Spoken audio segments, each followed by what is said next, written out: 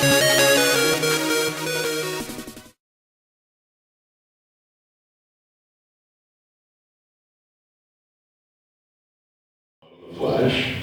I am another voice of Drax in Guardians of the Galaxy, the animated series. I'm in the new virtual reality experience from LucasArts called Vader Immortal, and that's a lot of fun too. What else have I done? Let's take a look. Let's see. Let's see what comes up here. Look, Ben 10, that's fun. I also understand you were in Sophia the First. Wow, yes, I was. I played a character called Garish, a friendly giant. Do any younger girls recognize that? Growing up? No, well, see, no one knows my face, so they only know my characters. So if I don't print up a print of that, they won't know. Yeah. So let's find more here, because people want to know. Star Trek, did some Star Trek stuff. RoboCop years ago. Transformers, yes. I was in the Bumblebee movie. My character Blitzwing ripped his throat out, so he became famous in the canon. What is the vocal warm-up for that? There isn't much vocal warm-up for that. It actually is so screamy, that first line, that it almost makes you pass out. Because you have to do characters that are right for how they're going to be played. So that particular character would be on an IMAX screen, so it's the biggest possible performance you could ever give. And I wanted it to be great, so I did it a few times, and then, sat on the couch for a bit, and then did it a few more times. We had, I think, 4 sessions for that movie. Even though it was a very short scene, the idea of the scene kept changing. It happens over time. Gotcha. All right. Would anybody here like to ask me? Yes, please. I would love to. You said the scene kept changing. Do you have any insight as to what it changed from or originally was? Well, the original Cybertron scene was not in the movie initially. The initial idea was that it was going to go right to the scene that I was in, smash cut from the credits into the chase through the forest. And as things developed, they wanted to make sure that they gave a nice homage to G1, and they added more and more Cybertron stuff, which is great. The fans love it. I definitely did. Good. I saw in the book and also on your iPad that you were a Klingon, so curious about the scripts. Did you have to learn? I didn't hear what show you're talking about. Or did they give it phonetically? What show are you talking about? Star Trek. Star Trek. No, we had the creator of the Klingon language helping us out. He gave us an initial recording of the lines that were going in Star Trek Into Darkness. Then he showed up for the session. And usually if there's somebody there helping you, he's behind the glass or she's behind the glass, but not in this case. He was actually right beside me like a sports coach. Because if you go, Ekok Hig, and it's supposed to be Ekok Ho, people will write in because they know. Yeah.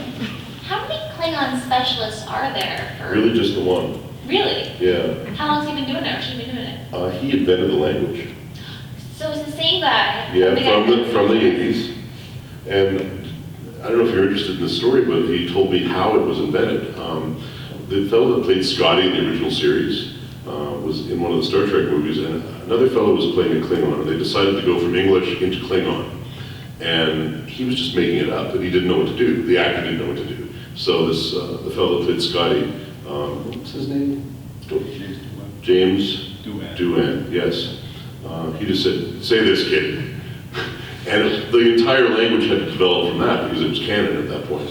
So it went out from there. And he was the fellow that did it. You'll have to help me with his name too. Ken Okru. Anyone know his name? Anyway, the man that invented the language.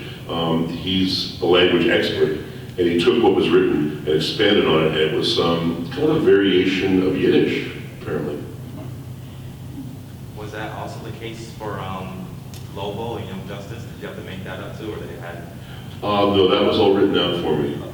The Kesey famine, all that. Yeah, that was amazing. During your journey, sir, when you first started in your voice acting career, what would you suggest, or what would you reflect back on saying that was the most difficult part of the journey? Well, I'll go into something you wouldn't normally think of, a vocal stress, because you have to pace yourself. It's like being an Olympic athlete with your voice. You can't go in any smoky rooms anymore, or your voice will change the next day. You have to realize that when you scream, those are characters that are bigger than life that are screaming. And you really can't do more than an hour or two. And it seems like, oh, well, you're making this money and you're only there for an hour or two, but you have to just make sure that you remember that you're human. And for a while I didn't. You know, for a while I was just screaming to the max for 4 hours, 5 hours. When I did, what was that movie? The Warcraft movie. That was an 8-hour session of screaming. And that's a classic story in Hollywood now because they went through 3 voice casts. Everyone kind of walked away after a while because you couldn't do it. You know, we were at hour 8 and we said, we can't do this anymore. Yeah. And they said, what do you mean you can't do this anymore? We can't do this anymore. Yeah, so it's really good when they remember to hire more than 6 orcs, 4,000 orcs on the hill. So you would say conditioning of treating your voice as more of an actual athletic muscle? Yeah, absolutely. Because there is no way to really get to the point where you can scream like that safely. Not at that level. And then even in the Bumblebee movie, there is no way to do that safely. We actually had some sessions that were only half an hour long because it was so screamy. And it wasn't like I was even saying no. They were just saying, well, that's all we're going to do today. Have you ever modified some of the voice direction based off of how your voice was feeling that day or how strange it became over time? No, usually what they'll do is they'll just end the session and bring you back another time. There's a lot of things you can do too, like the efforts, you know, when you're getting killed or hacked up or whatever they're doing to you in a video game, you just wait till the end. There's just sort of common sense things you learn to do. So what would you identify as your local comfort zone as far as characters? These days, well, I learned something a while ago that made a lot of sense. I stopped doing voices and started doing characters, and I was booking a lot more. My characters were a lot more interesting. I let the voice come from whatever the character was going through. I studied with an acting teacher named Sanford Meisner many years ago, and he said acting is living truthfully under given imaginary circumstances. And there's nothing more imaginary than animation or video games or the big films that we do. And you have to try to put yourself in their place. Now, how would I know how to put myself in the place of a gorilla? Well, I thought of him as human, and at first he didn't know he was a gorilla. You know, the first couple seasons he was just sort of evolving from whatever he came from. And then he sort of realized, at least in his experience, that humans would betray him and humans would be bad to him, and then he was sort of driven by hate after that. What would be your opposite in recent memory? Since you're much further in your career now, what is the most recent role you can recall that you thought, this is something entirely new, something that kind of stumbled you for a bit? Stumbled it. I'm going to look at the iPad for a second. What did I do recently that stumbled me? I wouldn't say stumbled, but it brings up a story though. There's this show called Kaijudo that was on the Hub network that only lasted for 4 years. And that was one of my most interesting roles ever because he was big, blustery, but he had a lot of emotion going on. Yet vocally, he was sort of stuck in this teeny little place. It's like, I am Bob, you know, he was just in the corner. There wasn't a lot you could do with it, except emotionally there's a lot you could do with it if you didn't play the voice. If you played the character, it made sense. So that was sort of something that really did inspire me to move into that whole character realm of things, rather than just the voice. What's the weirdest direction you've gotten from a director when doing the voice acting? Over 25 years, coming up with something. I remember some funny direction, like when I was doing RoboCop in the 90s. One direction was flatter, funnier, more robo. Or I had an audition once for an accountant, and they said, why do you sound so much like an accountant? And I didn't know what to do with that.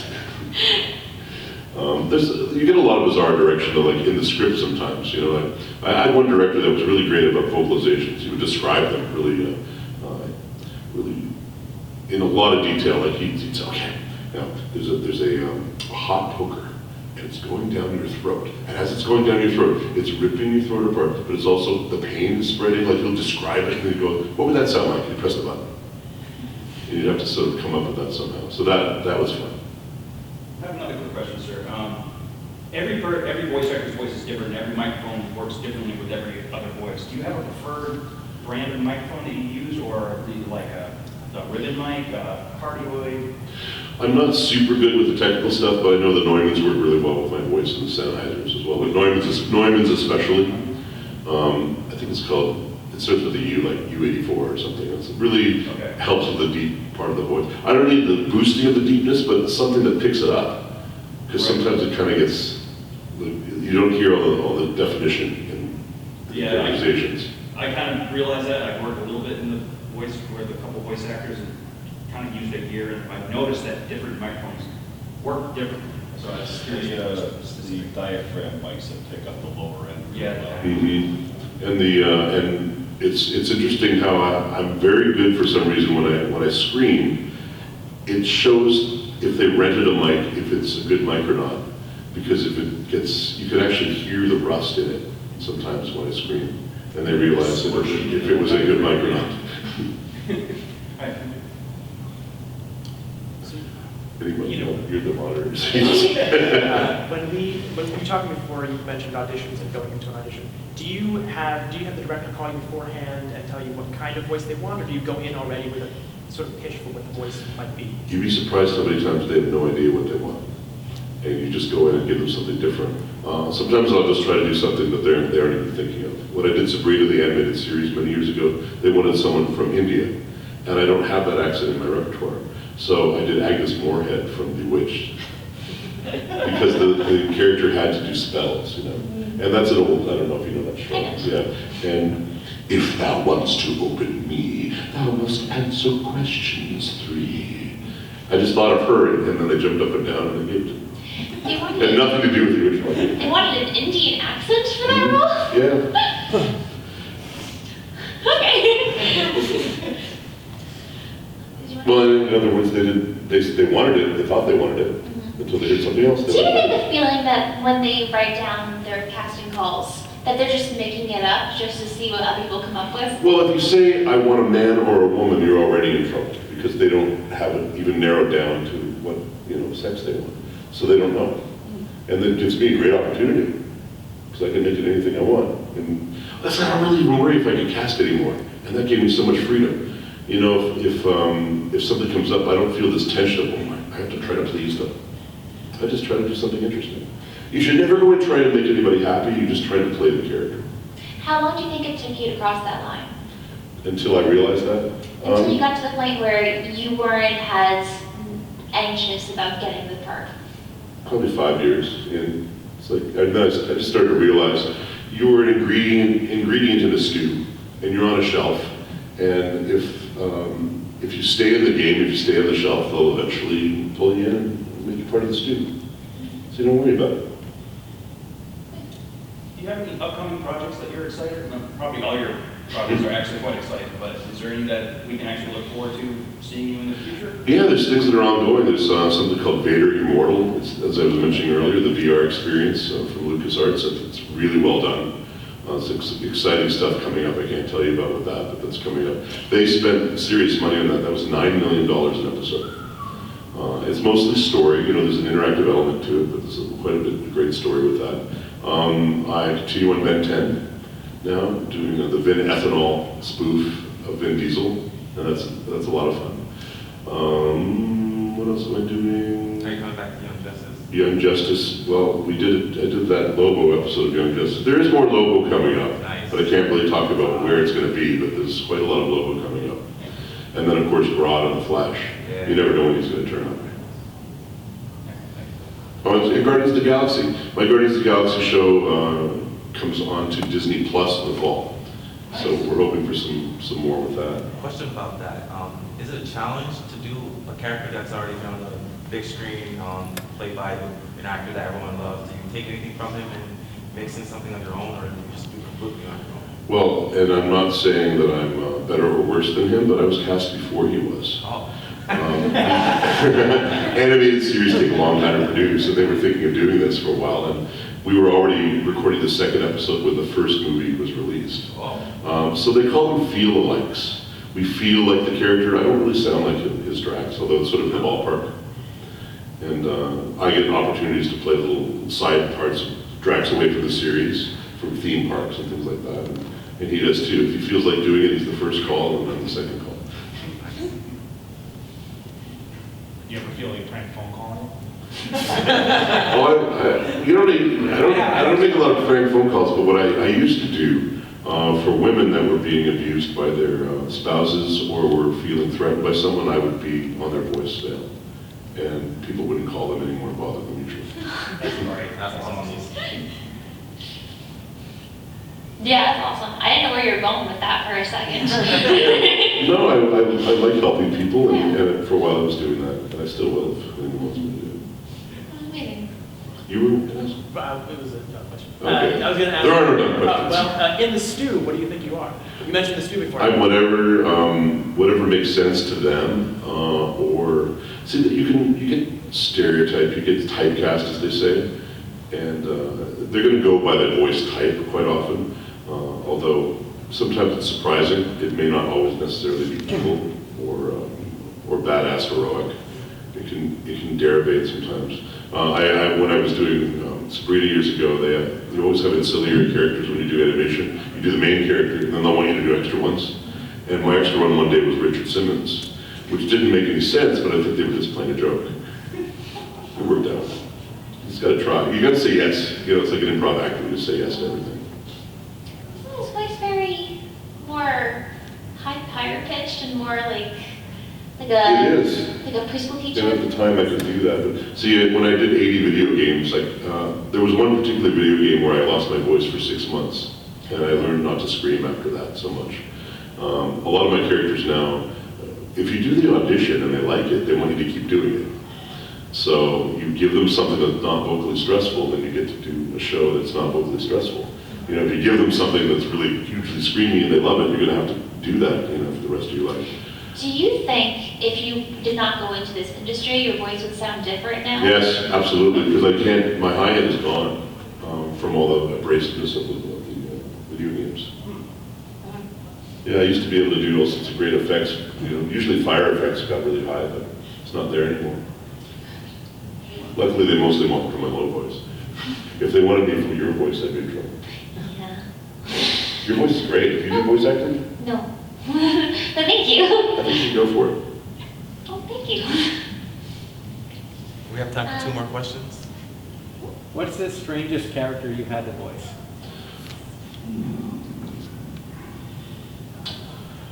These are the types of questions that it's always awesome if I get them in advance and I can sort of think about it for a few minutes. I think I did a few of the Star Wars movies, and I was incidental voices in there. And in Solo, there were 3 robots. You know the robot uprising scene? The rusty robots, the ones that look like Bad Robot, I got to do all their voices. And it was just...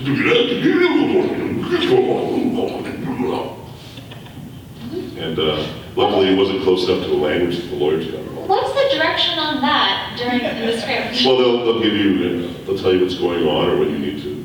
I think at the time they were just telling us the attitude you had to have. Sometimes when I did Halo 4, that's a good story.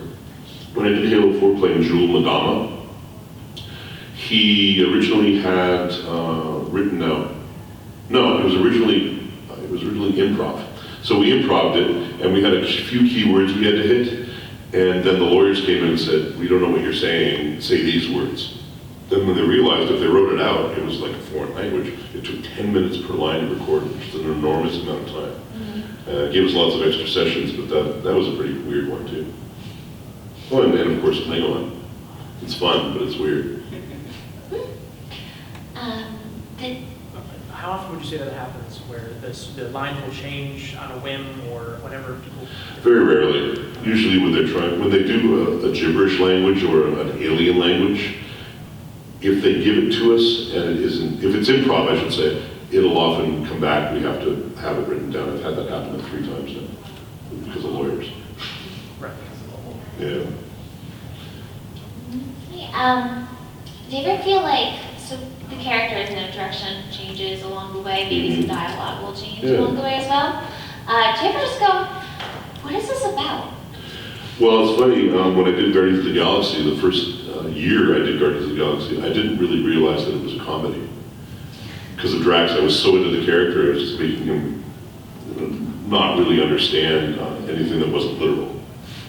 And then I sort of woke up one day and went, oh, this is a comedy. But you can't play comedy as comedy. You have to just tell the story, and then it's funny. If you try to make it funny, it's not funny. Okay, we're wrapping it up. Thanks, everybody. Thank you for coming. If anyone wants to find me on social media, It's Instagram @Bolobots, my last name backwards, and same on Twitter. Thank you. Thank you. I never realized that's your